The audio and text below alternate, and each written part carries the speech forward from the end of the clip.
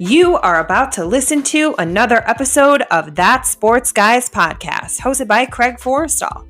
Find Craig on Twitter at that_sports_guy. The That Sports Guys podcast is proudly featured by NFL Draft Diamonds, your draft coverage king. So sit back, relax, and enjoy some football talk. Hello and welcome to another episode of That Sports Guys podcast. I am Craig Forrestall. You may know me from Twitter as at that_sports_guy. But today it is all about Alabama A&M quarterback Aqeel Glass. Aqeel, what's going on your end, man? Nothing much. Doing good. Good. I'm glad to hear it. I always like to get to talk to quarterbacks. They're an interesting group of guys. They see the game differently from everyone else on the field. But before we get into the football-based questions, I want to know about your hometown, St. Louis, Missouri. What was it like growing up in St. Louis? It was a great experience, It's a fun place to be. There's a lot of stuff for you to do. There's a lot of bad stuff to get into, but as long as you stay out the way of that, then you'll be good. And in St. Louis, I want to ask you about the football culture, because it's not a hotbed when it comes to individual talent like Texas, California, or Florida, at least in the public's eye. But when you do put out a player, it's someone like Ezekiel Elliott or Hall of Fame tight end Kellen Winslow. What is the football culture like in St. Louis? I think the football culture is big in St. Louis, As far as, national attention, we may not get as much national attention, but there's always multiple guys going not only D1 but to all levels of college football. So I think that as the national media starts waking up onto St. Louis, I think we'll get more and more hype and buzz around us. But as far as just the overall culture, it's always been big and it'll always continue to be big. And then you talked about the national media attention, and that kind of impacted you during the recruiting process. You weren't a 4 or 5-star recruit. You went under the radar. Is that something that you use as motivation today to show all those scouts that they were wrong and they missed on you? Or do you look at it as, I'm here for a reason, and the only thing I can control is how much better I get today? Honestly, I use it as a little motivation, usually in our bigger games. But as far as what happened in the recruiting process, I just understand that God put me on this path for a reason, and He placed me where He wanted me to be, and everything's worked out to this point. So I know that everything's happened for a reason. Aqeel, there's a tradition of strong quarterback play in the SWAC. I'm going to focus on 3 former SWAC quarterbacks: Doug Williams, Steve McNair, and Tarvaris Jackson. All 3 quarterbacks went on to different levels of success in the league. All 3 played in Super Bowls, Jackson and Williams winning theirs, Doug Williams being the first black quarterback to start and win a Super Bowl, and then Steve McNair winning an NFL MVP. When you hear about the rich tradition of quarterback play in your conference, what does it mean to you to be able to contribute to that with your high level of play? It's huge, just being able to be in the same conversation as guys like that, as far as top quarterbacks in a conference that's had so many great football players, not only quarterbacks but just great players. Period. It's a great feeling. I know that I'm just getting started and my legacy isn't over yet, so I only have that much more to add to it. And part of your legacy is the big moment. I want to talk to you about your clutch gene because it has been on display. I'm going to go through a couple of moments where that clutch gene was on display, and then we'll get into a conversation about it. Some moments include a game-winning touchdown against Morehouse with almost no time left. You rallied the troops back for a win, down 18 to UNA. You threw a passing touchdown in overtime against Texas Southern. There was the come-from-behind win against Alabama State when you were trailing 21-7 at one point. And then for good measure, on a 3rd and 10 situation against JSU, you threw a touchdown with less than 30 seconds to go. Aqeel, what is it about those high-pressure moments that brings out the best in you? I don't know. It's just that moment. I thrive for it. I think our coaches do a great job of preparing us for it in practice. With game-like situations, and like at the end of every practice, we do a 2-minute drill where the offense has 2 minutes left on the clock and we got to score, or it'll be a 4-minute situation where we got to run the clock out. So I think they always do a great job of preparing us for it. But personally, I've always just thrived in the big moment, and I've lived for that. Because that's where history's made. Everybody remembers the guy who leads the team to a comeback or throws a touchdown and wins the game. So I think just staying calm and just being who I am and knowing that just taking it one play at a time and doing whatever my job is for that one play and in that moment, I think that's always helped. And I'm going to move over to a scouting report that I was able to get my hands on, and I'm going to read the report to you as it was written. Aqeel reminds me of Phillip Rivers. The AAMU star can make every NFL throw. He has a deep ball and can throw a rocket of a pass across the middle. Glass is a big kid that is hard to bring down, and he has some deep threats on his team. This year, I expect Glass to have a solid year and end up at an all-star game. He may be the best HBCU quarterback in the entire draft. What are your thoughts and reactions when you hear words like that? It's always nice because you understand that the work that you put into your game is being recognized. But I also understand that I also watch film on myself. I've watched every game almost probably like 5 to 6 times each.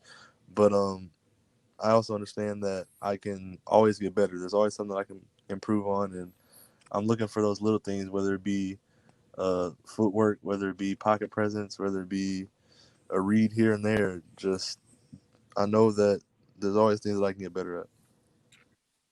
And last season, you ran a very explosive offense. You were the head to that monster. You had 2 wide receivers that cleared 1,000 yards. Your running back went for 1,400, and then you added 3,600 yards through the air. What makes Alabama A&M so dangerous offensively?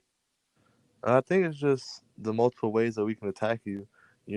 We can spread you out. We can bring you in tight. We got 2 great tight ends as well that not a lot of people seem to mention. But it's just and our offensive coordinator. He's just a great football mind, and it starts from the top. Coach Maynard, he played quarterback. Our OC Coach Taylor played quarterback. So just 2 guys that know the game and know offensive football very well. They put us all in positions to be successful. And Aqeel, we mentioned the yards you threw last season, but you were also named second team All SWAC through 32 touchdowns, and you're the program's all-time leader in passing with 57 as you enter your final year. I ask you, what is there for you to accomplish individually? Individually, nothing really. I've accomplished the things that I set out to, but one thing that has evaded my grasp has been the championship. And I think that's the ultimate goal on not only my mind but everybody on our team's mind. And we came up one play short this season, but I think to get over that hump would be the greatest accomplishment for not only me but the team. And let's stick there because it seems like a spring season is going to happen for you in the Alabama A&M program.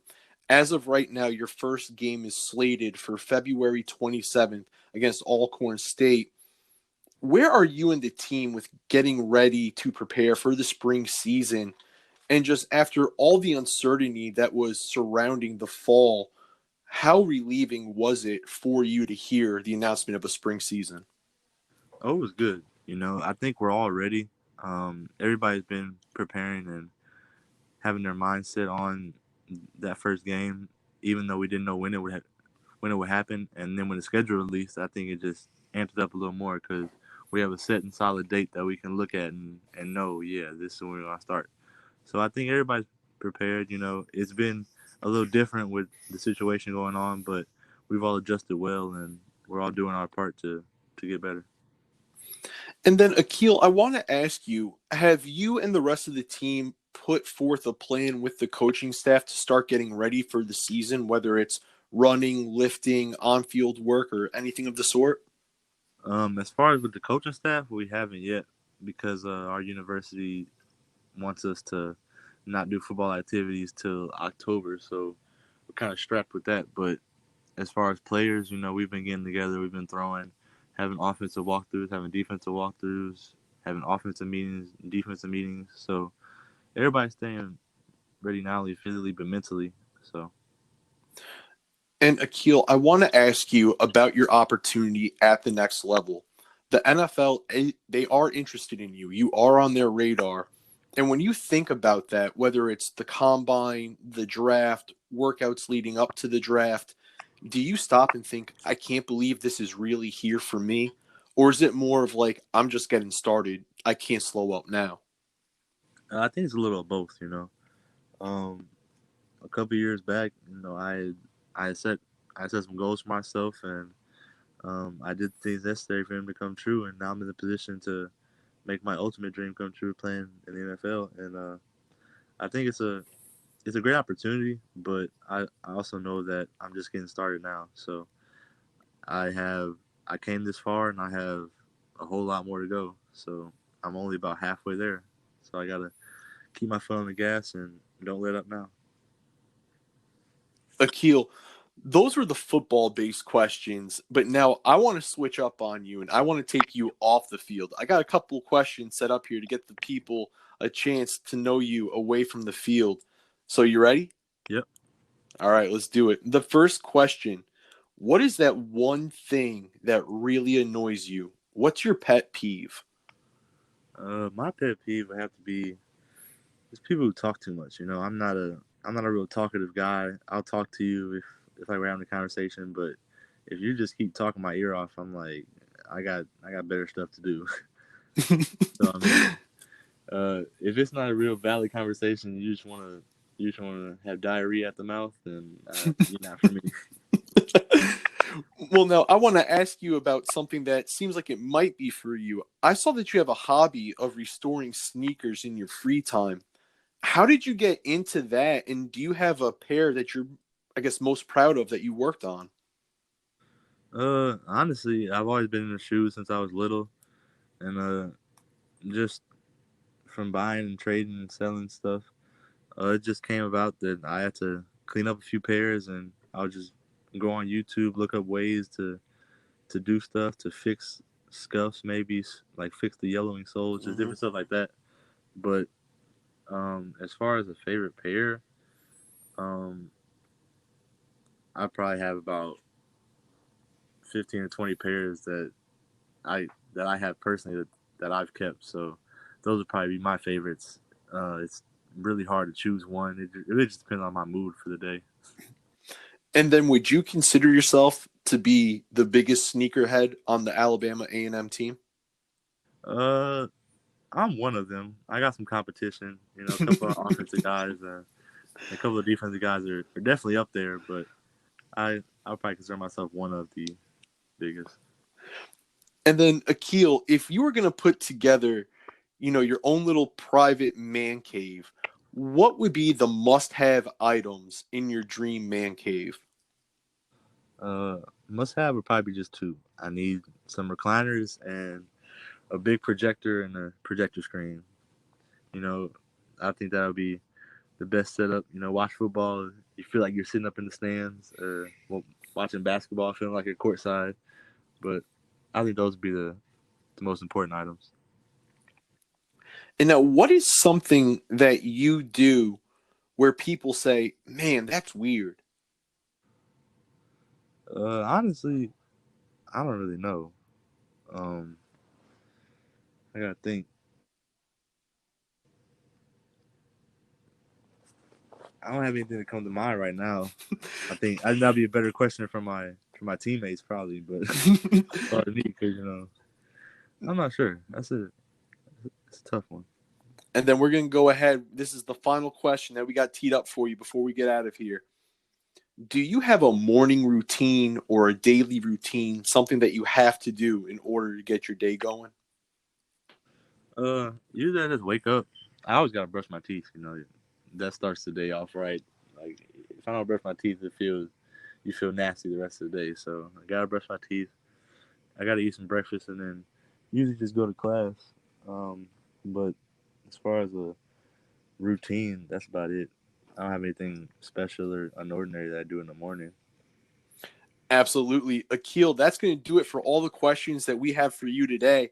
But before we get out of here, do you have any words or anything that you would like to say to the Alabama A&M fan base before they see you and the guys hit the field next? Just stay tuned. It's gonna be a great year. Big things coming this year. I think this is a pivotal season for not only us as a football team, but us as a whole university. So appreciate the support and keep watching. You heard it here from quarterback Aqeel Glass, Alabama A&M. They're coming out on a mission, one of the most important seasons in school history. That's going to do it for this episode of That Sports Guys podcast. For Aqeel Glass, I am Craig Forrestall. Until next time, stay safe and be easy.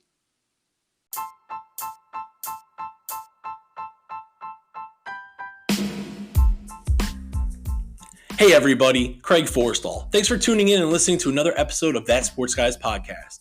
Make sure to follow me on Twitter at @that_sports_guy to catch all the latest updates and podcast episodes. Until next time, stay safe and be easy.